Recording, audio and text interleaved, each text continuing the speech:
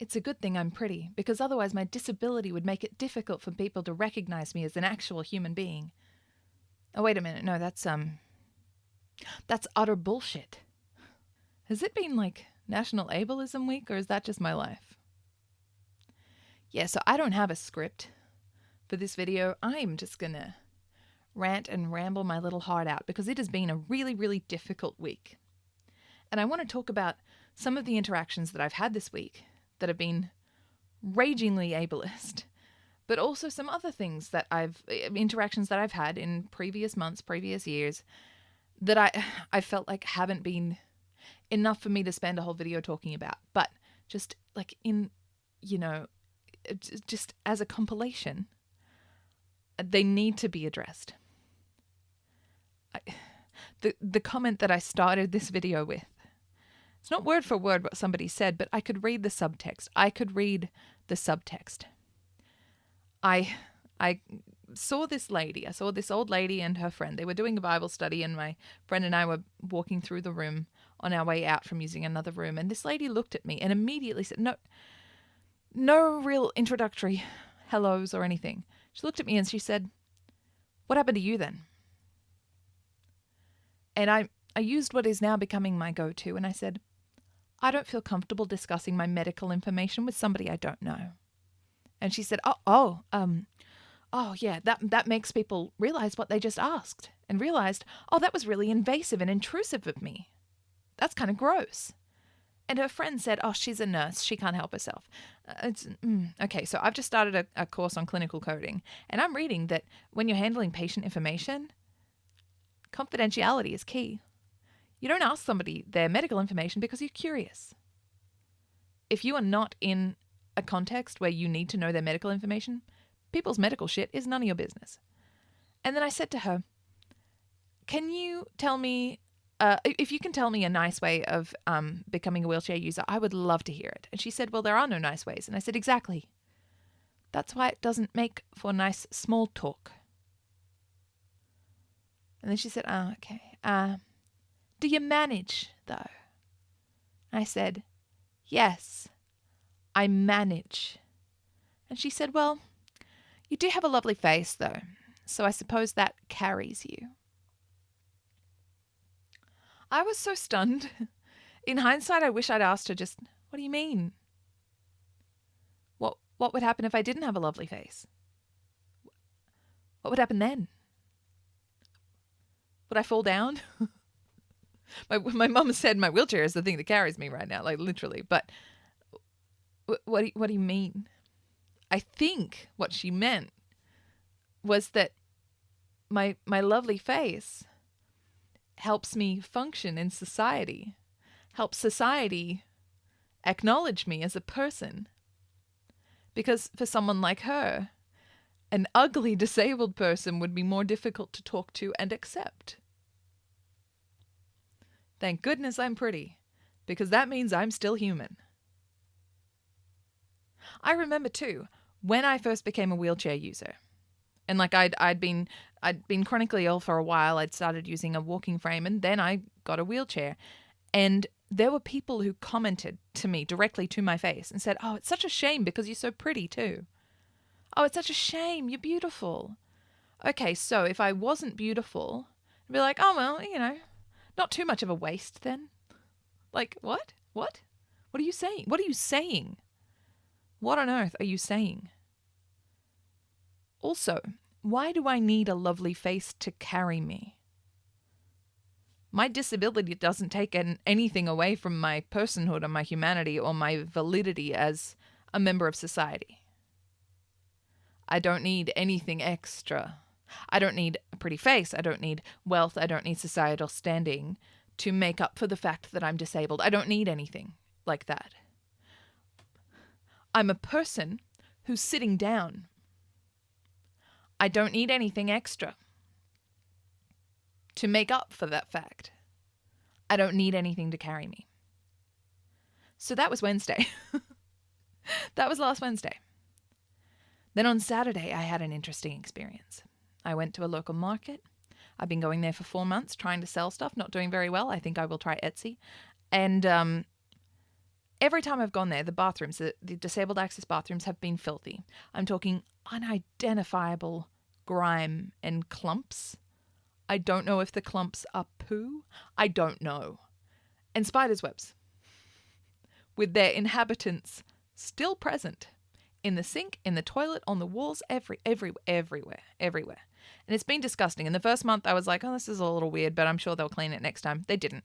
So this time, 4 or 5 months in, I talked to the market organizer and he said, oh, that's strange. That's disappointing because usually the caretakers take such a good job. And he said, well, maybe the caretaker, he didn't think of cleaning the disabled toilets because he's not disabled. And I said, well, by that logic, he wouldn't clean the women's toilets because he's not a woman. And the guy was like, well, that's a bit silly. That's a bit facetious. I said, that's just your logic. And I don't think it's a very good excuse. He said, I'm not saying it's an excuse. Well, what do you say? What is it then? Well, I'm trying to make sense of his reasoning. And I said, well, either way, he's not doing his job. He left an entire room dirty. He cleaned everything else and didn't even open that room because if he opened that room, he would see that it's filthy. So he said he would contact the caretakers and let them know. I went back to my stall and soon the caretaker's wife, I think they have the joint job, she came up to talk to me. She explained their way of dealing with the disabled access bathroom. All the other bathrooms, they clean. They clean all the time. If there's going to be something on at the showground, they clean the bathrooms. Except for the disabled access bathrooms.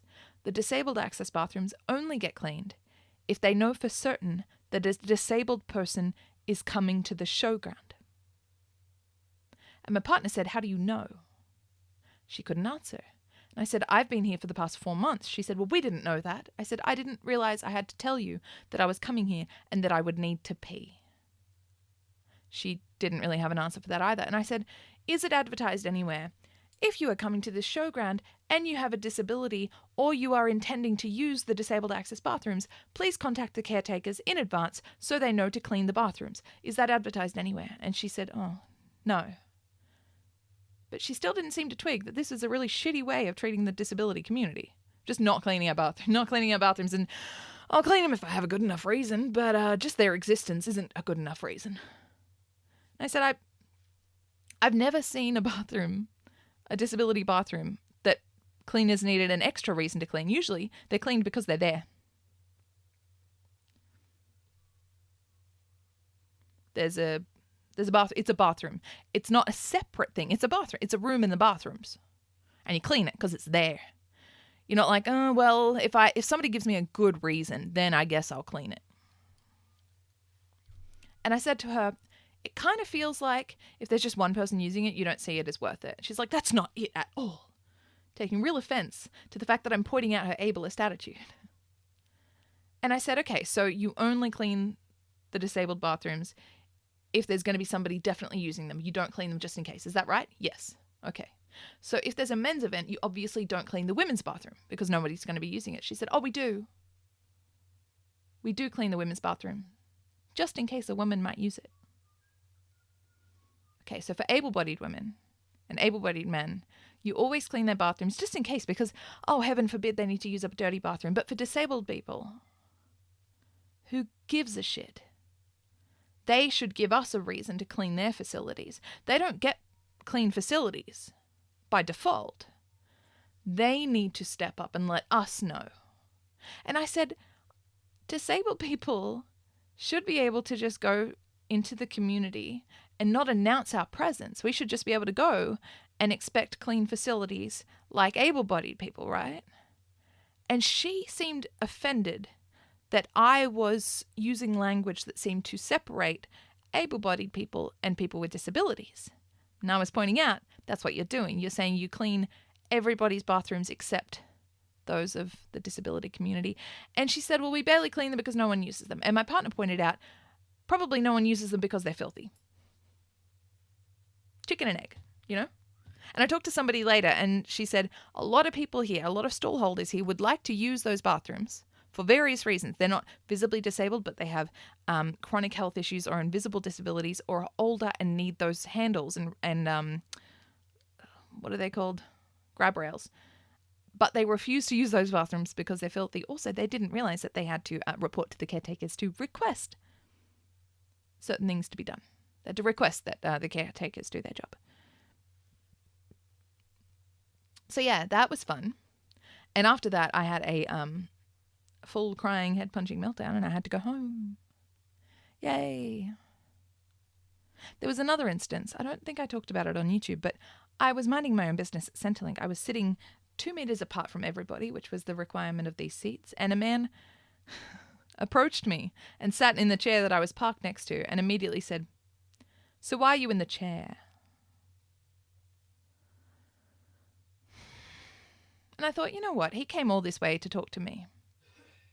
So, I think he started by saying, "Are you busy?" I said, "Oh, not really," even though I was clearly reading my phone. And I thought he might have just been lonely and wanted to chat, but no. "Why are you in the chair?" And I thought, okay, he came all this way over to sit next to me. I will make sure he gets a conversation. But I ended up saying to him, "Okay, so you just asked me about my trauma." And he's like, "No, oh gosh, no." I'm like, "You did." I said, "I want you to imagine a loved one. Now I want you to imagine them as a wheelchair user. And now I want you to imagine all the different ways that they could have become a wheelchair user. All of them. Now imagine, just pick the best one. Pick your favorite. Pick the nicest one. The one that would be easiest to talk about with a stranger when you're out running errands or minding your own business. Just pick a nice one. Just pick a good one. Pick an easy one. Pick one that's not too traumatic, not too difficult. Pick one and tell me about it." And his face fell and he was like, "Oh, yeah." And I said, "Yeah, I didn't fall into a pile of puppies. I didn't drown in a vat of fairy floss. I didn't get into a crash with a unicorn.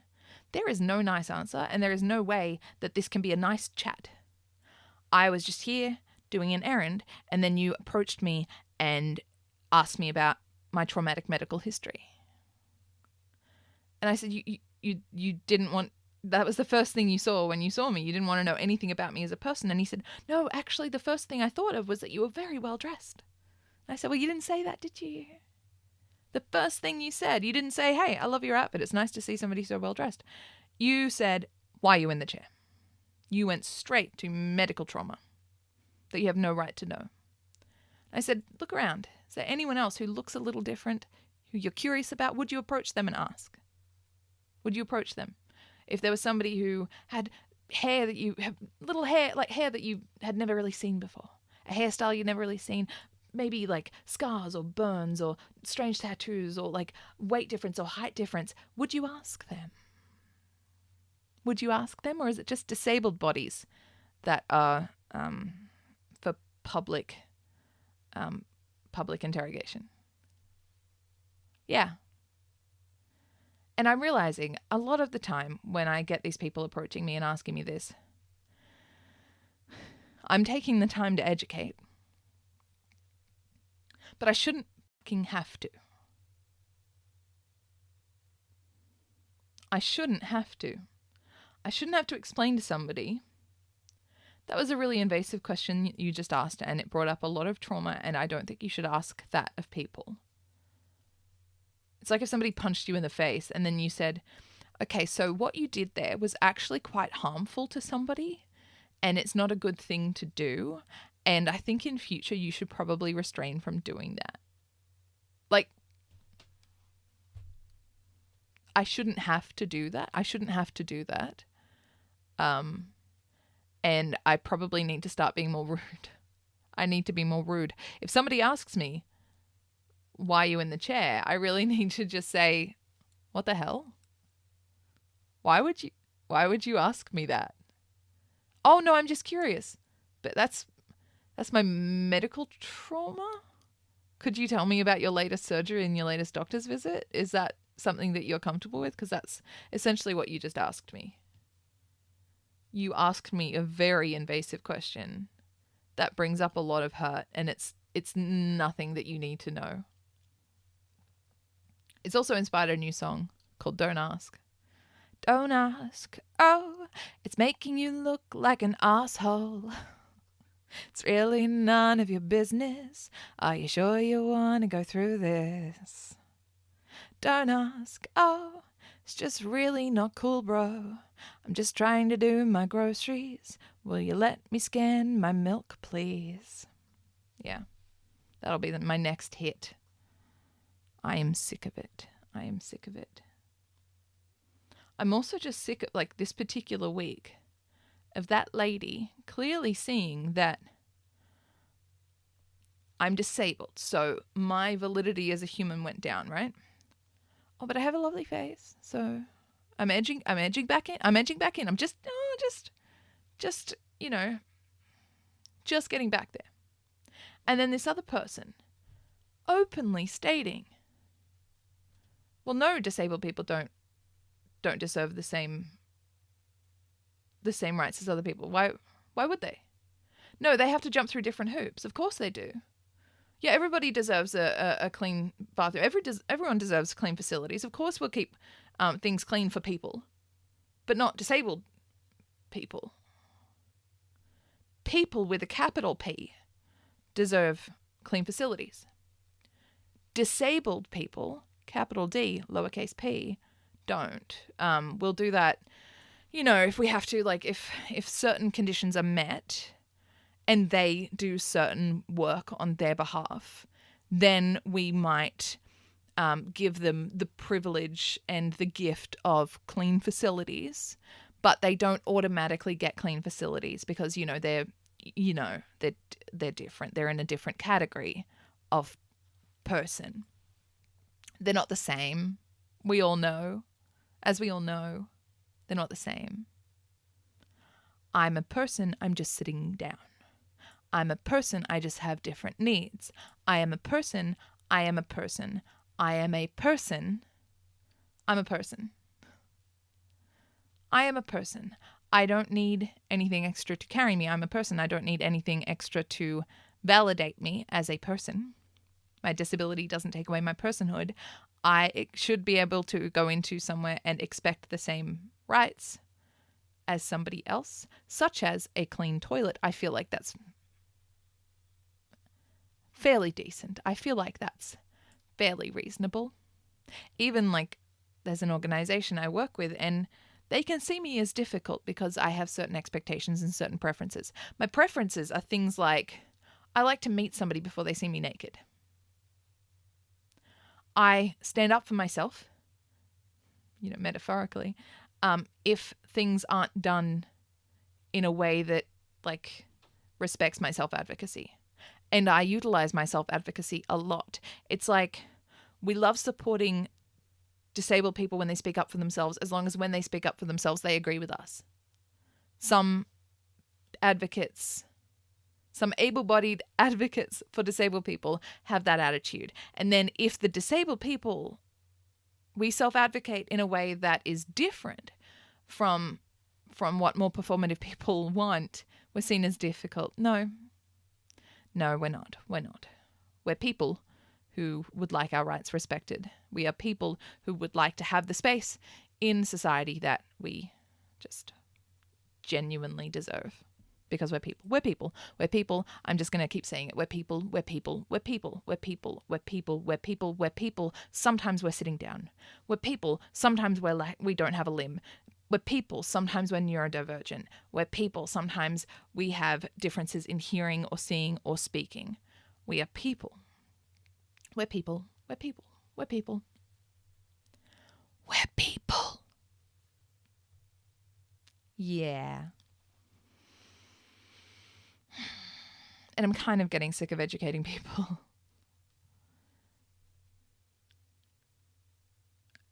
Just standing up for my personhood. It's becoming a full-time job. But I don't get paid. All right. That's all for this one. I just had to get really, really mad. Really, really mad. And tired. I'm tired of this. I am tired of this. I am tired of people, firstly,